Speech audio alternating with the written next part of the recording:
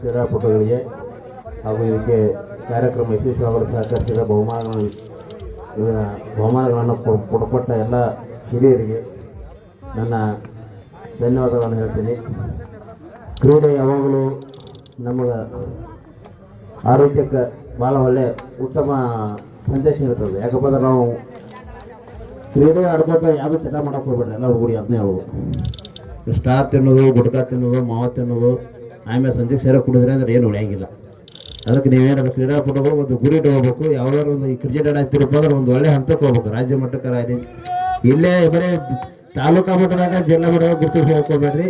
ರಾಜ್ಯ ಮಟ್ಟಕ್ಕೆ ಯಾರು ನಮ್ಮ ತಾಲೂಕಿನವರು ಜಿಲ್ಲಾದವ್ರು ಈ ತಾಲೂಕಿಗೆ ಆಡಕ್ಕೆ ಹೋಗಿದ್ನಪ್ಪ, ಇವತ್ತು ನಾವು ಹೆಮ್ಮೆ ಪಡ್ಬೇಕು. ನಾಳೆ ಇನ್ನೊಂದು 4-5 ವರ್ಷಕ್ಕೆ ಈ ಹುಡುಗಿ ಇಲ್ಲಿ ಆಡಕ್ಕೆ ಬಂದಿದ್ದ. ಇವತ್ತು ಯಾವ್ದಾರು IPL ಸೀಸನ್ದಾಗ ಇನ್ನೊಂದು ಯಾವುದೋ ಸೀಸನ್ದಾಗ ಆಡ್ತಿದ್ರೆ ನಾವು ಖುಷಿ ಪಡೋ ಅಂತಂಗೆ ಅದು ನೀವೆಲ್ಲ ಬೆಳೀರಿ. ಅದಕ್ಕೆ ಏನು ಸಹಾಯ ಸಹಕಾರ ನಾವೆಲ್ಲ ಮಾಡ್ತೀವಿ. ಧನ್ಯವಾದ.